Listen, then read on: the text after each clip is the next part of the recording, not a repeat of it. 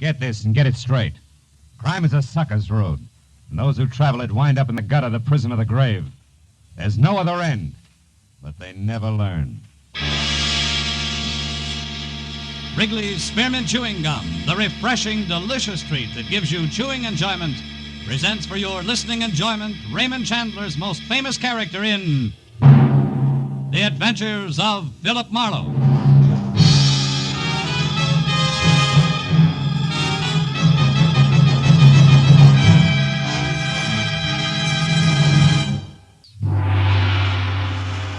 Now, with Gerald Moore starred as Philip Marlowe, the makers of Wrigley's Spearmint Chewing Gum are glad to bring you tonight's transcribed story, The Last Wish.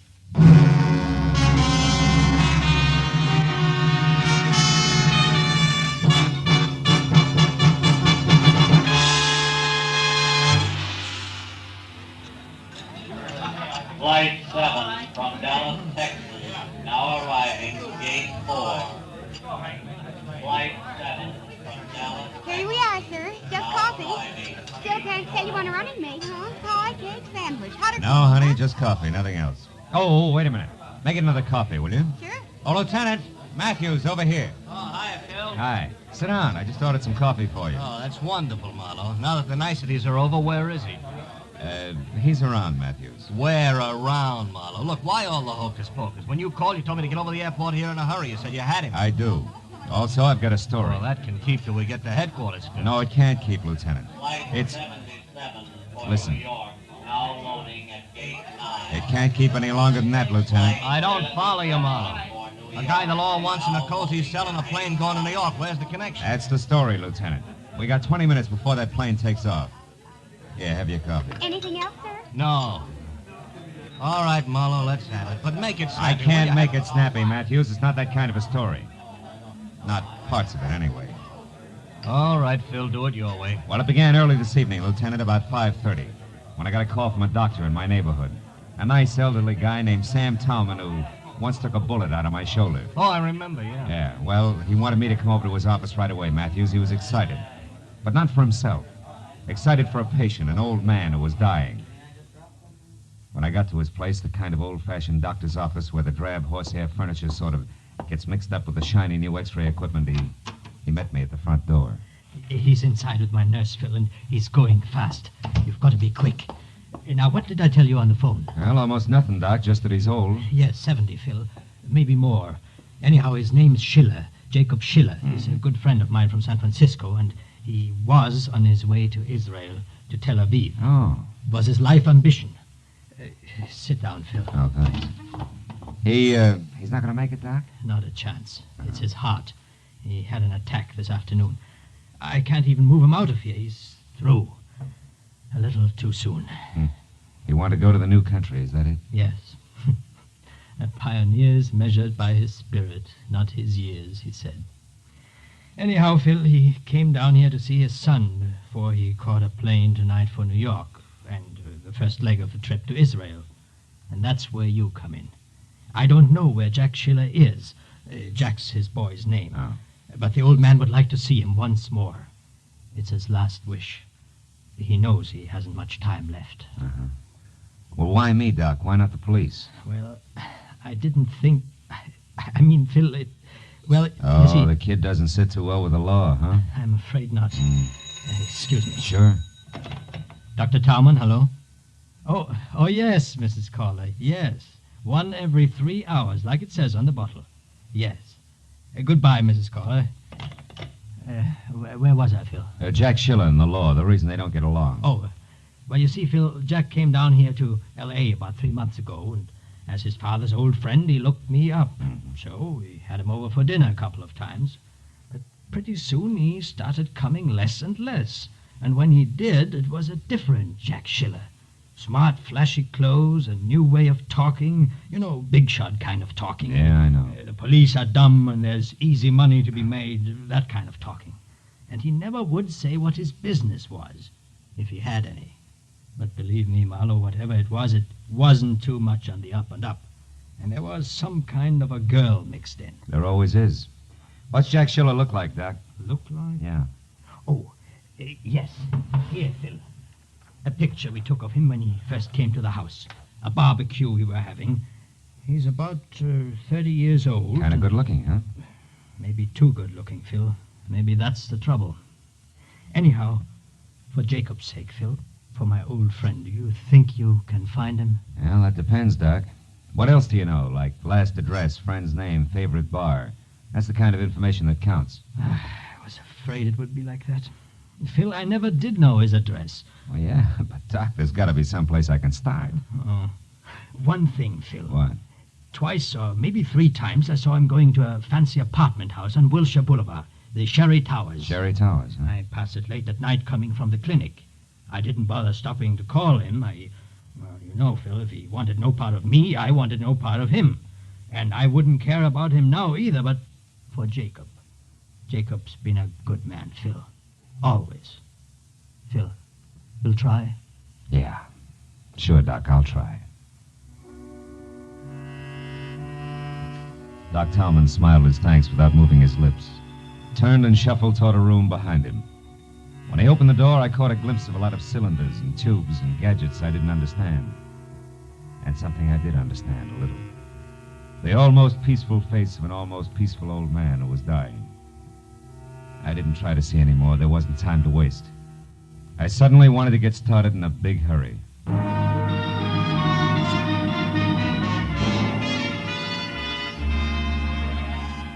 The Sherry Towers on Wilshire was made out of plaster, glass, brick, and acute angles. And it was anybody's guess what held it all together. The only person in the plush lobby was a tall man with a red turkey neck who had a toothpick and a cigarette jammed in one corner of his mouth. I walked over to the receptionist. Yes, that's right. Mr. Lederman's car at 9, Mr. Kelly's at 9:30, Washington Gas. That's it, Steve. Goodbye. Oh, yes, sir. Can I help you? I hope so. I'm looking for Jack Schiller. I'm an old friend of his from out of town. I tried his place, and a neighbor said I might find him here. The neighbor was right. Mm-hmm. But you're early. Miss Grant isn't through at the club until 10 at least.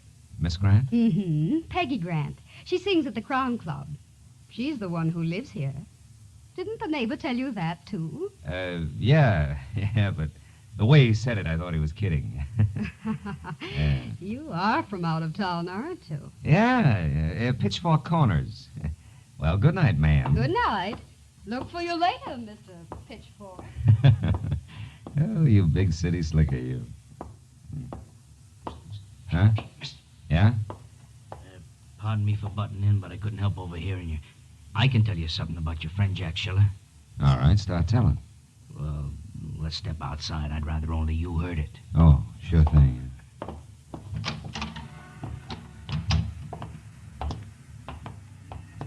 So you know Jack, do you? Yeah, a buddy of mine. That's why I think I ought to tell you. It's a bad night. For what? For old friends to bother him, Rube. He's busy. Oh!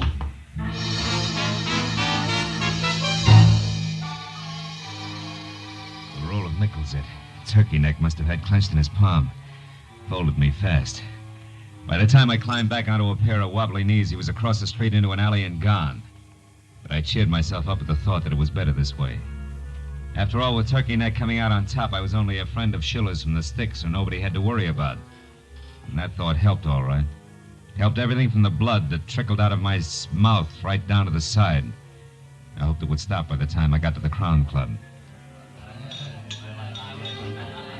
Good evening. A table for one, sir? No, thanks. I think I'll watch from the bar. Yes. Oh, tell me, Captain, does Ross Holland still run this club? Oh, yes, sir. You're a friend of Mr. Holland's? An acquaintance. Oh, well, in that case, sir, I must insist a table. Oh. Andre, table for one, vivement. This way, sir. The chanteurs will be on in a moment, and you cannot see as well from the bar. Uh-huh, thanks. I did want to catch her number. But this way, sir. Sir, there is something wrong? Hmm? Oh, no, I just changed my mind, Skipper. I think I'll go to the bar after all. It was Jack Schiller, no doubt about it. At a corner booth just beyond the bar and huddled close to a girl who was almost dressed in something strapless and spangled and who matched the display poster I'd just seen in the lobby labeled Peggy Grant. I ordered a drink at the bar and then walked it over to a celebrity picture gallery on the wall near them and listened as Schiller, all Now, smiles, darling, raised to a the drink to unhappy toast. end of Mr. George Mancini's squeeze play. And to your letters, back safe and sound in the lily white hands that wrote them. Hey, Hey, sweet, you're supposed to drink a toast, not stare it down. Baby, what is it? But, Jack, I'm worried. I do want everything to go right. Why, if you don't go get those letters from Mancini, everything I worked so hard I for couldn't will be catch it lost. all. Everything. But it was easy to fit together. Peggy Grant, who was now going up fast as a vocalist, had once been in love with and under the personal management of George Mancini. A preserved in alcohol combination agent producer was now going down even faster. And although she had never had a contract with Mancini beyond an oral agreement, her old love letters had included enough business for Mancini to drag them into court where they could stand up in lieu of a written contract and thus net Brother Mancini the customary 10% of Peggy's earnings. Baby, And to you say just so would about worry future believe every engagements little that neither detail of them me. wanted. I haven't spent all this time cultivating Mr. Mancini at his lair on top of Sweetser Drive for fun, you know. Believe me, doll, we're in. Honest. All right, Jack, if you say so, darling, but will you know the letters I are... know. Love letters. Forget it, Angel. I won't even open them. They belong to a long time ago, and I'm not interested. Now, you go on out there and sing for your supper. I knew that That's once your Schiller left the club, he was going to be busy. So as they started to tear themselves away from each other, I figured it was the right time for me to step in. What I didn't figure on was Ross Holland, the king of the Crown Club, standing at my elbow. Hello, Marlowe. Pretty picture, isn't it? Yeah, if you like ingenues with bags under their eyes. I wasn't talking about the one on the wall, Detective. I meant Peggy. You were staring, remember? I do. Your move, Holland. Now, take the chip off your shoulder, Phil. I don't mind if you stare. She gets paid for it. But you pay her. Sure. But also I pay the waiters, the doorman, and so on. That was all you were doing, wasn't it? I mean, staring, window shopping. I'd hate to think you were here on business. Oh, sensitive, aren't you? You know, Marlowe, I've piled up a lot of enemies raking in the blue chips. That figures. What are you getting at, Holland? A job I think you might fit. Oh? Let's try the office, if you can spare the time. Can you? Phil? Sure. I've got nothing but time. Ross. Let's go. As I trailed Holland out of the bar as far as an unmarked heavy oak door, I caught a glimpse of Jack Schiller picking up his hat and coat at the entrance. Operation Mancini was underway. I never get these keys straight, Marlowe. Round key on top, square one on the bottom.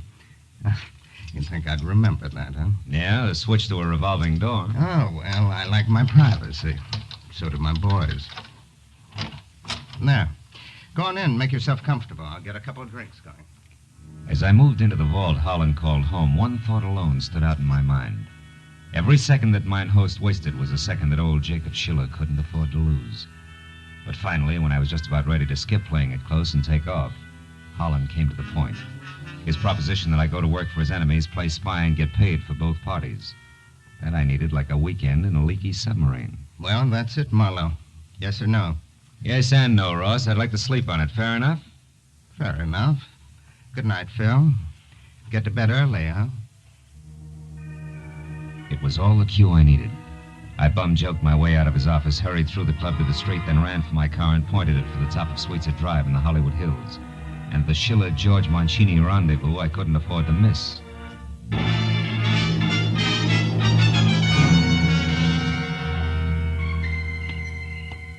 The place, which turned out to be bilious green walls under a shocking pink roof, stood out in that conservative neighborhood like a black panther in a snowbank. There was a car parked nearby, and the name on the owner's certificate wrapped around the steering wheel was Jack Schiller, which was no surprise. So when I knocked, I used the barrel of my .38. That was smart of me, but it would have been smarter if I'd pointed it the other way, behind me. Don't move an inch, mister. Oh, fine. And drop your gun right where you stand. Go on. Now turn around and answer up real fast. What do you want with George Mancini? Nothing. It's you, Hey, that blood all over you. What happened in there, Schiller? You didn't kill him for those lousy letters in that envelope under your arm, did you? No, not quite, mister. He isn't dead. But what do you know about me? How come you know my name? Cops. Never mind. Just back off, mister. Fast. Open that door. Go on. Mancini's screaming must have disturbed the neighbors. Listen, Schiller, I'm working for Doc Tom, Skip and it. Stay shut or you'll wish you had. Now go on. Get in there with him, or I'll kill you.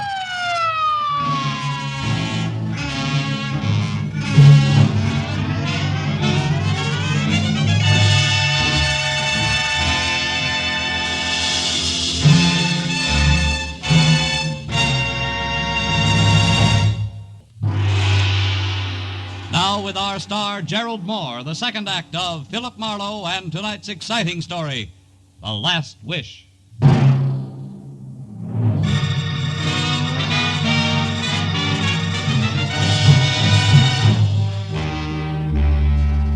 It only took one look at the unconscious pulp on the floor inside to tell me that George Mancini had tried hard to hang on to the letters. Almost too hard. I rolled him over. He was as limp as a slice of raw bacon, but still alive. I just got his shirt collar loosened up when the door behind me opened again. Easy, bud, not Marlowe. Hello, Matthews. A little early for a lieutenant from homicide. How come they sent you? They didn't. Becker and I were driving by when the call came out over the radio. Oh. One of the neighbors out here heard something and phoned in. Who is he, Marlowe? A guy named George Mancini. Uh-huh. Becker, see what you can do for him. Okay, Lieutenant. Well, looks like he soaked up a lot of punishment. He did, but not from me, Matthews. Oh, no? What were you, Marlowe? Referee? Who did it? It was over when I got here. And the guy who did it didn't give me much time to talk. He had a gun. All of which still doesn't answer my question. I don't know his name. His occupation is loving a blonde. Is that why you're here, the blonde? Yeah, more or less. She was afraid of Mancini. He had some letters. Letters, huh? Which are long gone now, no doubt. No doubt. What's the blonde's name? Hey, Lieutenant. Hmm? I think we'd better have an ambulance. This guy a long ways out. Okay, take care of it, Becker. Yeah, okay. Well, Marlowe. Now, look, Matthews, nothing's actually happened so far but this beating, and it's probably well-deserved. But the situation's touchy. Girl's worried silly if a name gets mixed up in a thing like this. All right. Now, listen to me. I want the guy who dished up this mess. Either that or the whole story down at headquarters. Now, which? Okay, you'll have him, but just give me a little time alone and I'll deliver him on a platter. Oh, not I again. promise. Oh, come on. It means a lot to me, Matthews. Okay, Marlowe. Just see this doesn't blow up when you kiss her. And don't get lost, understand? Outside, after I found my gun, I climbed into my car and headed for Peggy Grant's lush apartment house again. When I got there, I parked away from the place and skirted the front entrance. I was sure that by now the pretty face at the switchboard would be well primed for a tip-off. I went along the side of the building toward the service entrance at the back. The glow of a match from the shadows in an alcove stopped me. It was the turkey neck, Jack Schiller's quick-fisted helpmate, lighting a cigarette. I eased my .38 out and moved toward him. When he finally heard me, he turned. Hey. But by then he was looking right down the muzzle of my gun. Easy now, easy, chum. Still, Soul, it's a bad night for seeing old friends, chum. You got me nailed down, brother. You don't have to take my word for nothing. But listen, whatever your angle is, let it rest. Leave the kid alone for a while. Otherwise, you do for nothing but trouble in large doses. You're kidding. Yeah, you bet I'm always kidding. You got more nerve than brains, Buster. You can't pull that twice. Go fry your ears. You're making a cloud on the skull almost fun. Hey, wait a minute. All that stuff spilled on the walk there, it fell out of your pocket, didn't it? Didn't it? So what? So you don't have to say another word, watchdog. I'm beginning to get the whole thing all by myself. Sure. And what's more, you yellow jerk, I don't like it! The two small items I'd just seen on the walk made swinging the flat side of my gun butt against his head a distinct pleasure. They also made getting in the service door and up the stairs two at a time to Peggy Grant's apartment a definite gratification. Because now I had a Jim Dandy hunch on exactly what to expect. Come on, Princess, open up. Who are you, a cop? Expecting cops, Miss Grant? Not exactly. The milkman doesn't carry a gun, and my friends all use the front door. I'm the informal type. Where's Jack Schiller? Right behind you, mister. Again. This time, lay your gun on the table. Go on. Sure. You're slightly better than the guy downstairs. I got by him with no trouble at all. What's that? What guy? Why, you mean Peggy didn't tell you about the watchdog? What is this? Go ahead, Princess. Tell him about the turkey neck character with orders to keep everybody away while Jack makes a fool of himself. Darling, get this idiot out of here. This is a trick. Why not also tell him who your real boyfriend is, baby? Why, you lousy... You should have learned a little from what happened to that skunk Mancini. Now go on back to him and tell him if he tries anything else like this, I'll go over him again. Right from the beginning. My. Aren't we spunky tonight? Now, look, Schiller, I want you to listen, and I haven't got all night. There's a guy downstairs who was sent out to see that nobody interfered while you played perfect pigeon. It was you who risked getting plugged when you went in after those letters. I want you were sucker enough not to read. Now it's you who's in a big jam with the police. And what's more, I found out that guy is one of Ross Holland's boys. You liar, get out of here. Oh, Jack, make him go away, please. Wait a minute. What's Ross Harlan got to do with this? Nothing. Nothing, Hal. Lay 10 to 1 those letters were written by Harlan, not Dreamboat here. And that they set him up for a squeeze and have nothing whatever to do with her dubious career as a singer. You got any sense, Schiller? Read one. Jack, you gave me your word. Oh, don't be a child, darling. Can't you see what he's trying to do to us? Just take one look at one signature, Jackson. If I'm wrong, you can split my other lip. No, Jack, don't. Get the letters, Peggy. At least I'm going to know who wrote them. All right. If that's the way you want it, Jack, that's the way it'll be. Jack, my gun. No, no, either one of you. Drop it, Jack. I mean it. Peggy, what are you doing? Drop that gun. Well, mister, you sure wrecked a lovely setup. Why, I don't know. But it won't do you any good. I'm leaving, and I'm taking these letters with me. And it's true what he said. Of course, it's true, all of it. These letters were written by Ross Harlan back when Mancini was his partner, and they're loaded. With them, Mancini could cut himself in for half of every cent Ross had. And Ross couldn't trust anyone but me to get them back for him. Stay where you are. Don't feel too bad, Jackie boy. You have to live to learn. Maybe you won't be a dope all your life. Peggy, let her go. Oh, shut up. You were right, so you made your point. Now, whatever your reason was, get it out of here and leave me alone. Oh, no. I haven't been monkeying in your corny affairs just for laughs, Sonny. I was hired to find you by Doc Tolman. Doc Tolman? Oh, that nosy old goat. Why? Your father's in town. He's had a heart attack, a bad one. My father? Yeah. He wants to see you. I told Doc Tolman I'd bring you back, and that's what I'm going to do regardless. Now get going.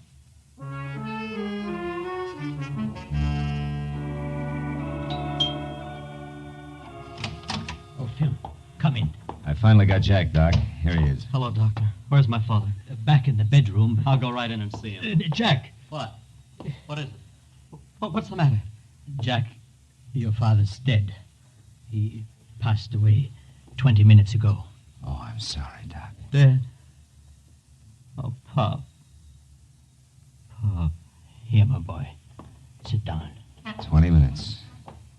Just about the time it took to beat a chiseler out of a bunch of letters and argue with a cheap two-timing blonde. Try to get hold of yourself, my boy. We knew you'd have come if you could have. Your father's last thoughts were of you, son.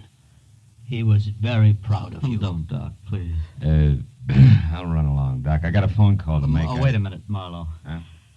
You can't leave thinking like you do. Not now with Pop dead. I don't know what happened to me these last few weeks. I can't understand how I got in so deep. She had me, I guess. I'd have done anything she asked. You're not the first guy that's happened to. I doubt that you'll be the last. Yeah, but I've got to square myself now. I've got to. And I want to start with the police. You really mean that? I never met anything more in my life. I'm not really a wise guy, honest. So what's this about the police? I'm in a jam, Dr. Tolman, a pretty bad one. Because you got too much nerve and too much energy. All you need is the right place to spend them. That gives me an idea. Is Jack your real name? No, it's really Jakob, like my old man's. Oh. Doc, where's that plane reservation for Jacob Schiller? Here. I have it right here. Wait a minute. You mean... Yeah, you're catching that plane. With luck, you may make it all the way. Oh, but you're letting me go, Marlowe. You'll be in a jam yourself. Well, I think I know a pair of strong shoulders I can dump the responsibility onto. Let's go, kid.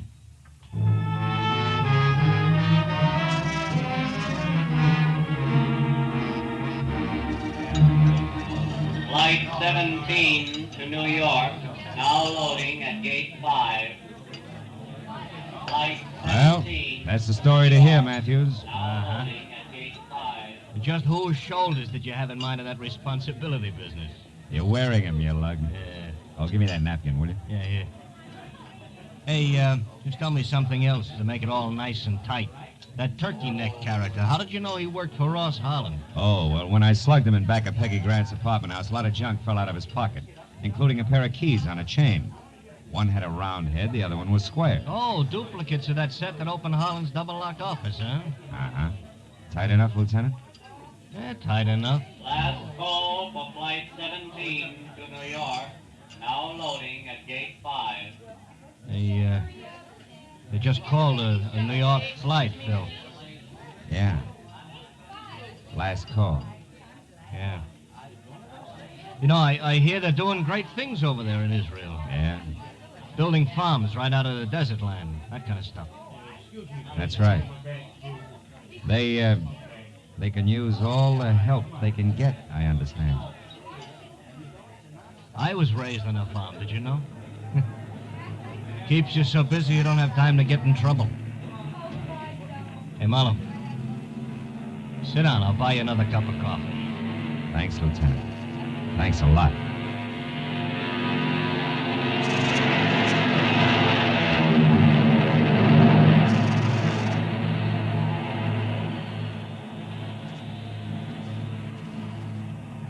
We watched the plane take off, swing in heavy, thundering grace, and head east. I guess we were both thinking the same thing. Two Jacob Schillers were on their way to the fulfillment of a promise. The old and the new promised land.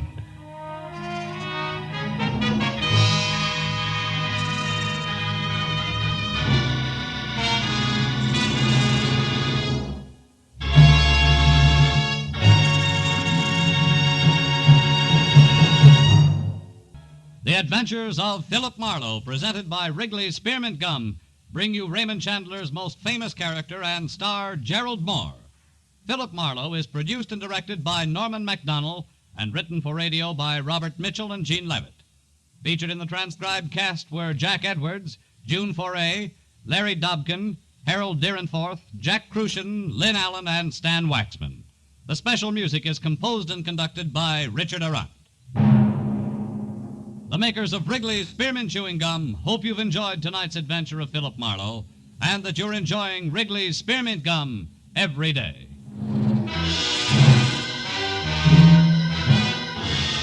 Next week, Philip Marlowe will be heard on Friday evening, so we invite you to be with us next week on Friday when Philip Marlowe says...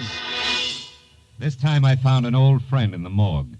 Watched a man with a burned hand die in a quiet garden and listened to a pathetic killer give up. All because a little glass donkey came to town.